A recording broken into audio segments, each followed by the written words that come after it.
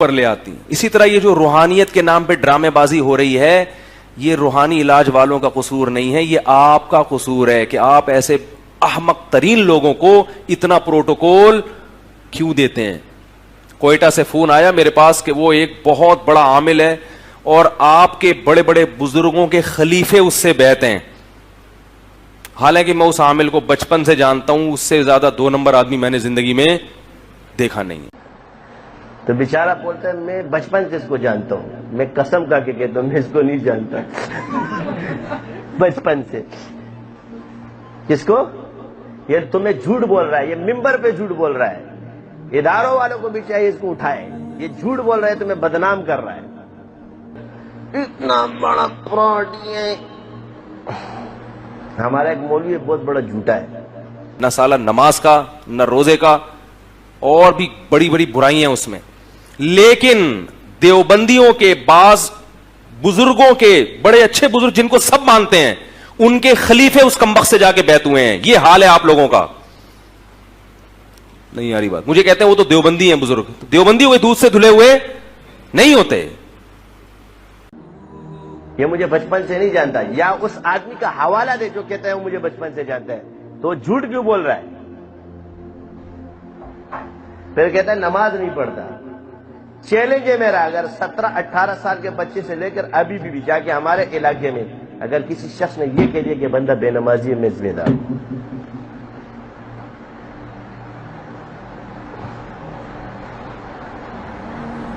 ایک ہے عذر کی وجہ سے کوتاہی ہونا، ہو گئی. لیکن ایک ہے بالکل نماز نہ پڑھنا، بے نماز رہنا. اتنا بڑا جھوٹ ممبر پہ چوٹ بولتا ہے. تیرے بھی ولایت ختم نہیں ہوتی. ہم لوگ ذکر کر رہے ہیں ہماری ختم ہو جائے گی. واہ واہ واہ واہ. تو یہ اس کو اس سے جا کے خلافتیں لینے میں فخر میں، وہ جس کو ہم بچپن سے جانتے ہیں کہ 2 نمبر آدمی، اس کی کوئی دکان نہیں چل رہی تھی. اور حضور نے فرمایا مومن جھوٹا ہونے کے لیے 2 چیزیں کافی. ایک مومن جھوٹا نہیں سکتا، اور ایک سنی سنائی بات آگے پہنچائے. اس کے جھوٹے ہونے کے لیے اتنا ہی تھا. اس نے ایک بات سنی، دوسرے نے سنائی، اور تیسرے نے سنی، بس یہ جھوٹ ہے. یہ بلا تحقیق بات ہے. کیا ہے؟ اور قرآن نے اس کو فاسق کہا ہے. ابھی اپنے گناہ پہ اصرار کر کے بیٹا اس کا تقوی ٹوٹا. یعنی یہ سمجھتا ہے کہ میرا تقوی نہیں ٹوٹا، مگر جو لوگ جانتے ہیں ان کا اس کا تقوی نہیں رہا.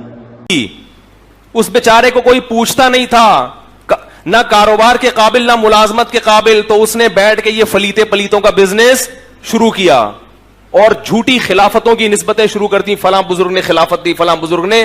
اور آپ کے علماء دیوبند کے خلفاء جا کے اس سے بولو بھائی بیعت ہوئے. اب میری سند سنو. مجھ پہ کیوں کھولا ہے، تم پہ کیوں نہیں کرا؟ 50 سال سے تم لوگ بیٹھے ہو. سنو میرے خواب کی تعبیر سنو. یہ تعبیر ہے.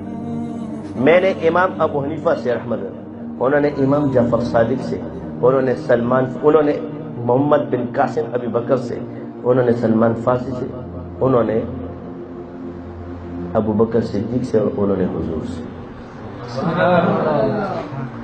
یہ سند ہے میری روحی. یہ خواب کیا، یہ کسی نے بھی نہیں دیکھا ہے. تو کیا دیکھے گا؟ دوسری سند سنو. میں نے امام جعفر صادق سے، اور انہوں نے اپنے نانا قاسم بن محمد بن ابی بکر سے، انہوں نے سلمان فارسی سے، انہوں نے ابو بکر صدیق سے، انہوں نے حضور سے. یہ اویسی سند بیان کر رہا ہوں. میں نے شیخ ابو الحسن شاذلی سے، انہوں نے حضور سے. تعبیر یہ ہے اس کی کہ اس کو یہ سلسلہ عطا ہوگا. الحمدللہ پھر ہمیں 2 سندیں ملی. کون سی؟ وہ میرے پاس پڑی ہوئی ہے جو سیدھی امام ابو حنیفہ تک جاتی ہے. یعنی بدنی بھی ملی اور روحی براہ راست ملی. یہ پورا سند بیٹھے ہوئے سارے، یہ اتنی سندوں میں ہم گمراہ، اور تو تیرے پاس کوئی بھی سند نہیں سوائے علم کے. تو متقی پرہیزگار.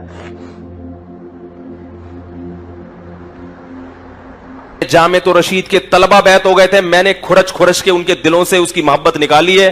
جامعہ کے طلبہ کی، جو میرا اپنا ادارہ ہے، ان طلبہ سے گھنٹہ گھنٹہ تقریریں کی. کمبختو یہ فراڈی آدمی ہے، تمہیں الو بنا رہا ہے، مسمرزم کر رہا ہے، تمہارے دماغ پہ مسمرزم کر کے قابو کر رہا ہے اس کو. یہ نام کیش کر رہے ہیں. یہ ادارے کیش کر رہے ہیں. اس کو آپ للہیت کہتے ہو، میں اسے للہیت نہیں کہوں گا. یہ جھوٹ ہے، 100% جھوٹ ہے. کسی اور سلسلے پر رد کرنا، ان کو برا بلا کہنا، اپنے آپ کو کل سمجھنا، یہ اللہ کی عطا کا انکار ہے. صرف میں ہی ہوں، میرا ہی ادارہ ہے، ہم ہی حق پر ہے. کس چیز کا اعلان کرنے کے لیے آئے ہو آپ؟ جو چیز تم لوگوں کے پاس سے آئے گی وہی اصل ہوگی. اپنا یہ مزاج بدلو، یہ تمہیں تباہ و برباد کر دے گا. یہ مولویوں کا حال ہے. پھر لوگ مجھے کہتے ہیں آپ ممبر پہ بیٹھ کے ان خلیفاؤں کے خلاف تقریریں کرتے ہیں.